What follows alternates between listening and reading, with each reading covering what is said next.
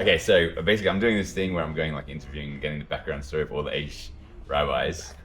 Yeah, because Just so you're gonna be disappointed, but okay. no, I highly doubt that. And I've got like a nickname for all the rabbis, so it's like your nickname's like the comic rabbi. Like I mean, it's pretty like, standard. Did you grow up religious? Oh, we started already? Depends what you mean by that, but based on what I think you mean, the answer is yes. Yeah, like keeping Shabbos. Oh, yeah, sure. Did you ever go off the derrick at all? Again, depending on what I think you mean, no. Oh yeah. Why? What do you mean? What do you mean? I think. These are all very vague terms. The colloquial sense of what people mean, the answer is no. I never went up to that. So did you always think you were going to be a rabbi? No. Yeah. What was your? Did you study? What was your plan? Well, depending on what I think you mean. I don't know what you mean by rabbi. I mean, because normally if you speak to a secular audience, say rabbi, they always ask, so what congregation are you in?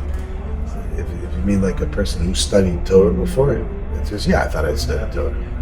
If you thought I'd been a rabbi, meaning as like a pulpit rabbi, the answer is no, I didn't think so, and I'm still not. If what you mean is an educator, the answer is it could be, yeah. Could be. Did you go to yeshiva like straight from school, or was your school a yeshiva? I went to an elementary school. It's called the Hebrew Academy. Excuse me for pausing for a moment. Can they hear me? Is this loud enough? It is pretty quiet. So I went to school, and it's called the elementary school, the Hebrew Academy. You heard of such a thing? Okay, so there's like different levels and styles and whatever it is. You know, there's like whatever. So the Hebrew Academy is like the modern Orthodox style schools. So it's not like what they call yeshivish. But there's so much to explain if someone doesn't know the nuances. Yeah. But the answer is I went to a religious elementary school and high school, and then when I went there, I was enrolled there. I didn't really go that much, but I was enrolled there, and I went to when I was 17. I came to Israel. And normally, it's a standard protocol thing for someone coming from my background to go to elementary school, high school, what they call middle school in the middle, whatever. To go through those, I don't know, you guys call it Australia, like primary school and high school, whatever, and then to go to Israel for the year. But usually after high school. I left after 11th grade, and I came to Israel for the year to study, and I've been here since then.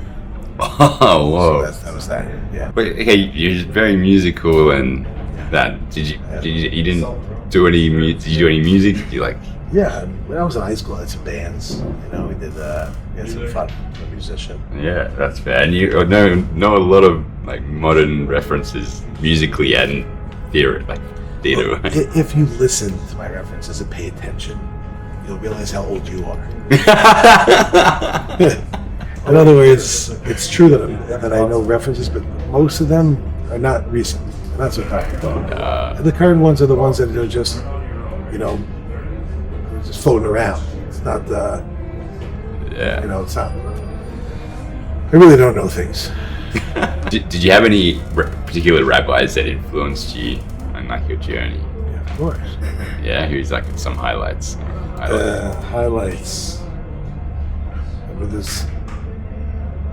There are certainly a lot of them, perhaps, that I just don't remember. In other words, the influence that they had, because it was just, it was normal. It was positive, But the ones that I would say stand out a lot would be Rabbi Kamenetsky, who was my principal in high school. Oh, wow. Yeah, he was very big. He was a big influence. But I shout him out pretty much in every interview. Somebody asked. Who else? I'm a little nervous now because if I start saying, people are going to get upset at me. I didn't say other people. But I mean, there was one that was, I can get away with that one and I won't get in trouble because he was the principal. So, okay, he was the only principal. I had other principals in elementary school, but they might like me now, but they didn't like me then. I don't know if you remember, but I do. They like me so much. We spent a lot of time together in the office, but so what happened was a lot of my students, I noticed, they were like quoting Gemaras, but they weren't even religious. And I was like, what are you guys, what's going on here? They literally, they weren't keeping Shabbos or whatever it is, but they were quoting Gemaras. And I was like, where? Talmud. I was like, how do you know this? He said, "Oh, my finer share. They got a refiner." So I was like, "Okay, I got to see what this is, you know." So I went to my refiner and asked him, "Could you mind if I sit in the share?" He said, "Yeah, please, my pleasure. Come sit." No. So I went. I went to the share for a day. I stayed for a year and a half because I was like, "Oh my gosh, like it was unbelievable." And one of my Talmidim here, his name's Eli, was here, and Eli Deluya, he was here many years ago, and he was a Talmud, but then he became my chavrusa. We started learning together in the shir. It was unbelievable, major influence. I never said that one out loud, actually, but that I found a major influence. Someone named Aaron Goldhar, major influence, but also talking about maybe 5-6 years ago, major influence in terms of learning and whatever. Yeah, so there's some people that stand out, but again, there are many probably that had major influence that I didn't notice. You know, it's like, what do we notice? We notice the contrast. We notice when there's something that's glaring.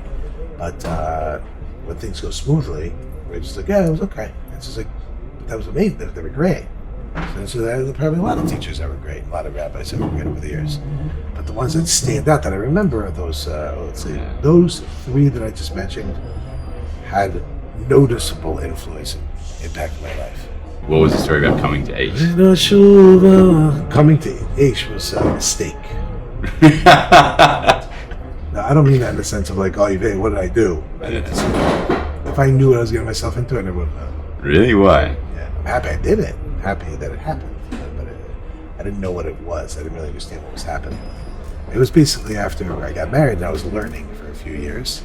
And then it came time, reality setting in that Big Papa ain't paying the bills anymore. So you gotta get in, take care of yourself, get a job. You gotta find a way to get a partner. So the stories that you interview a lot of the rabbis, that are Bali Tshuva, it comes from I was backpacking in the Himalayas, I saw God on a mountain, and then I said, it's time to go to Aish Torah, never happened. I grew up religious, Yeah. I mean, my story is I was a black woman. I was a 75-year-old black woman. I came to Aish, and look at me today. Is that amazing? Look how much I've changed. The reason I came to Aish is because I needed a job, and because you're looking for inspiration, so I needed money. And I had a cousin that had what to do with Aish, and they recommended, come check it out. And so I met with somebody named Jamie Cowland. Do you know him? He used to be here for many years. He was here.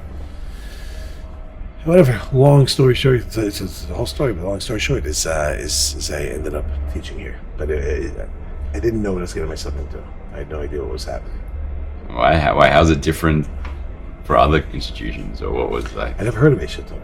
Aish Torah now is very big, loud. They're out there and people know them. But if you grow up in the religious world, why would you know about Aish Torah? Aish Torah is for Bali Tshuva. It's a totally different. It's never shall the two meet. Yeah. I grew up in a religious community with religious families and religious friends and religious schools and religious shuls and religious activities. I had nothing to do with secular people. Nothing. So why would I grew up in the 5-town Woodmere. I don't know if you know what that is, but it's like on my block of 48 houses, everyone's religious. Like maybe a few weren't, whatever, but had nothing to really do. Okay, the neighbors, whatever. Had nothing to do with kiros, nothing to do with bringing people close and getting close. No way. It's like I live my life, and they live their lives, and a Naju lived their life, and a Christian lived their life, and a Hindi lived their life, and in France lives their life. What do I have to do with a secular person? So I didn't know what Aish Torah was.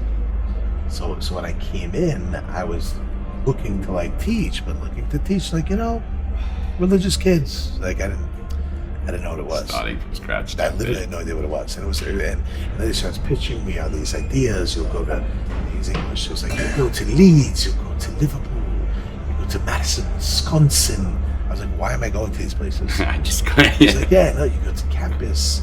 I'm like, why would I go to campus? I'm like, what are you talking about? He goes, this is Aish Torah, man. We do kiruv.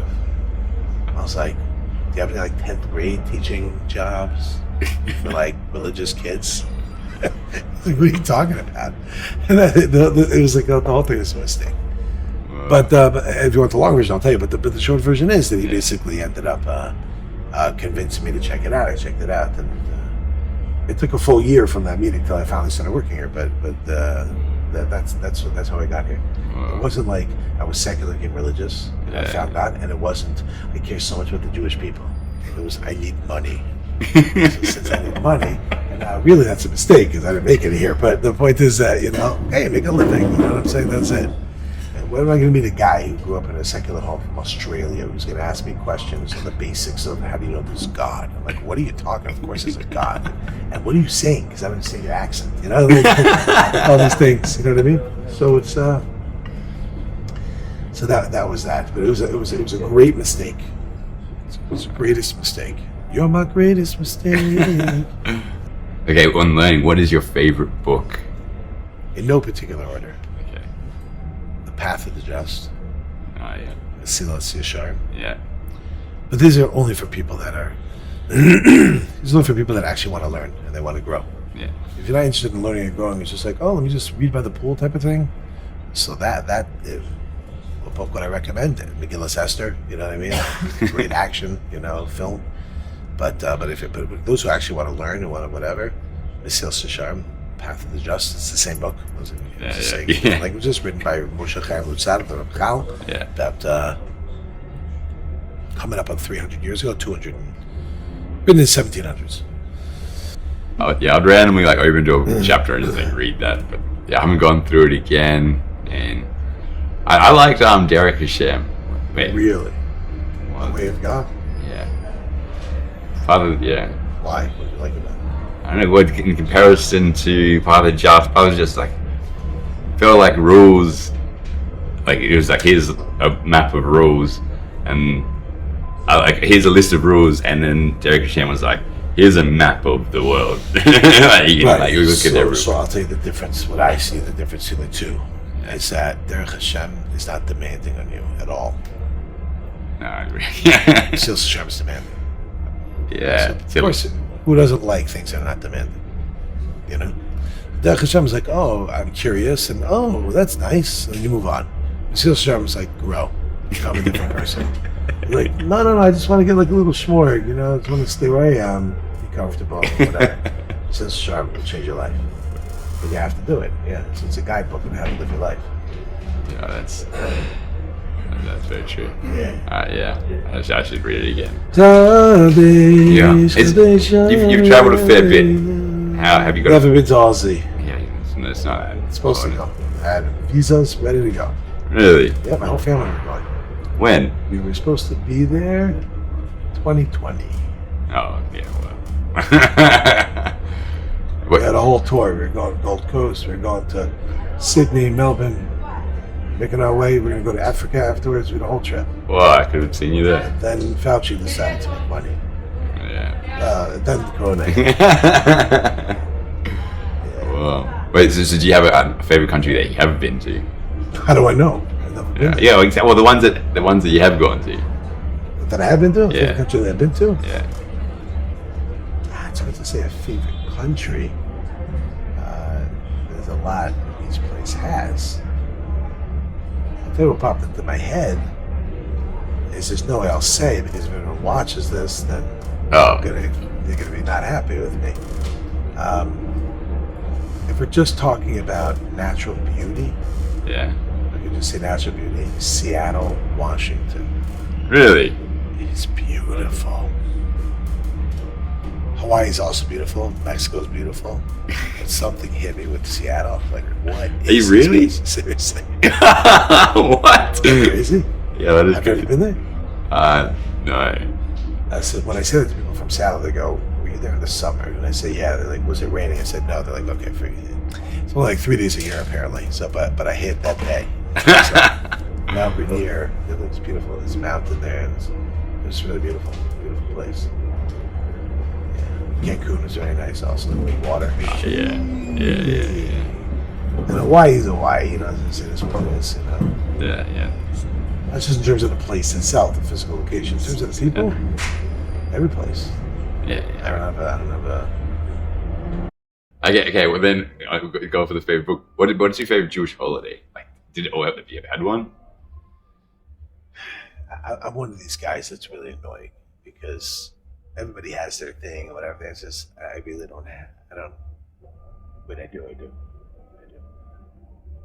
My favorite holiday, and my most painful holiday is Purim. It's a love-hate relationship. No, it's not a hate. It's a love-depressed relationship. Because Purim is a day that you can tap into the highest of the high. Yeah. I love that, but I also rarely am able to access such a connection.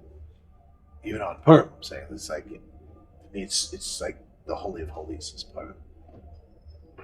But yeah, waiting to reach that pinnacle. So that's depressing. It's like when you know there's something here you're not getting it. But yes, Purim. I thought you were going to say Purim's great, but then the next day, that's why. Top of the top Purim. Yeah. If you hit it, the person is so good, they merit to hit that ultimate ecstasy. Yeah. Like I've done that. I've hit that. Yeah. Purim is everything. Purim is the highest. Okay, one more question then. What would you tell the religious community and it's how they would look at Aish Torah then? Like how, if they've never heard of Aish Torah or like don't think we're up to good over here, what would you say to them? Tell them anything about Aish Torah. Who cares? Not about Aish Torah. I would tell them about Yidden. About really if I had the opportunity to speak to the entire Jewish world, what would I say? I would say man up or woman up. That's what I would say. Go for shleimus. The ultimate goal is really do what we're supposed to be doing. Figure out what truth is and head towards it. If you're not, then let's be honest and say I'm not. But at least I know what it is. That's what I would say. That was yesterday's essentials class. Truth. Go for truth. Aish Torah, who cares? The bottom line is, you're probably looking for something else. I feel like the Kirim style. Cool. I don't know what you're looking for. Forget it. Because of the fact that I wasn't indoctrinated with the Bali Tshuva situation, so I actually think for myself a little. So, therefore, my challenge is just like everyone should be really processing where are you in life? Where do you have to work on? Start working on it. Start living up the truth. Firstly, being honest, taking a real what's known as cheshbon hanefesh, an evaluation of your soul. Where are you? How are you doing health-wise? Taking care of yourself? No. Yes. Whatever the answer is. And then just being real with that. How are you doing with your relationships with people? How are you doing with your relationship with Hashem, with God? Being real, taking a real cheshbon. I wonder. I don't know what to ask you. How old are you? Let ask you a question. Yeah, 33. 33? Have you ever had a day in your life that you felt that you maximized? And I don't care what your definition is. You could tell me maximizing means surfing, the whole day and giving it my all, whatever, and I'd accept that. It doesn't matter to me. I'm not even going for truth yet. Have you ever had a day what you thought was valuable and you maximized? Maybe a few that I can think of. Think. It's like, If you're thinking of one day that you woke up in the morning and you went at it, and you went to sleep exhausted, and you felt like that was a good day. I mean, it happens a lot of times, but I always can be like, I could have improved here. But a lot of the days that I would like think I did feel really good, it'll be like times where I had like a lot of relationships, like connections, and like a lot of things happening. Then it's almost could be just being busy. It was like, that's okay, but also that could be that's only parts of the day. Yeah. I don't mean you had a positive interaction, which was amazing, whatever. I mean like from morning to night. You woke up at 8, went to sleep at 10, whatever, or 7 and 12. I don't care what the timing is. And like, yeah, that was I maximized that day. I took full advantage of that day. Yeah, it's hard to name. Just bring one to mind. Yeah. Do you find that sad? Yeah, it's a little bit. You can't come up with one flipping day. That's how to put it in perspective. Okay, there's 365 days of the solar calendar. If you just take a 10-year period, that's 3,650 days. Right? Yeah. If we double that, then we're at about, let's say, 7,000 days. That's 20 years is 7,000 days. Let's say we'll start from 13, so you're 20 years past 13 now. But the last 20 years, 7,000 plus days, how many have you maximized? Yeah, crazy. Sad. For me, when I'm talking about me, I'm talking about you. Yeah. The answer is no, me too. Like, how many have we maximized? So what would I say to people? It's like, what are you doing? Be real with it. And if you're failing in an area, okay, let's face it, be aware of it, then at least you can start to change. Until you think about it, you don't think about it. What do you say? Yeah, well, that's powerful. Great. Yeah, powerful message. So, Yvonne, I'm going to work on one day now. Actually, I heard a great idea. But I'll tell you afterwards. I won't say a word because I don't want this thing to stop working, but I'll tell you afterwards something. And maybe we can do another thing if you want to do it. But the basic idea that I heard once is really beautiful. Think back over the last 10 years. Is there anything over the last 10 years that you wish you would have done? Like imagine I told you. The way that I heard it is like this. Imagine you were 43 years old. Got it? Imagine you're 43. And I told you can go back to 33. You're at 43, and you're like, this is where you're at. You can go back to 33. You have now 10 years to work on something. What would it be? Process that, whatever it is. And then wake up. You're 33.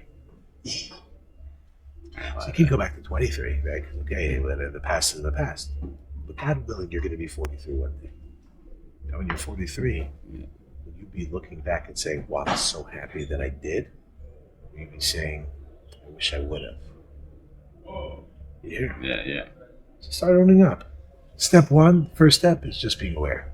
I think that most of us, I think I have noticed others as well, are just not aware of the fact that they haven't maximized even one day of their existence. Yeah, it's crazy. And if it's one, no, I did one. I'm like, bro, it's only one. Don't get so excited. But at least you have a model now to live up to and to start doing it. Yeah. This is not overwhelming. I'm not saying you can't do it. Say whatever you can do. That's what I'll tell the world. Wow, that's good. That's Yeah. to the world. Yeah. Well, thank you so much. That's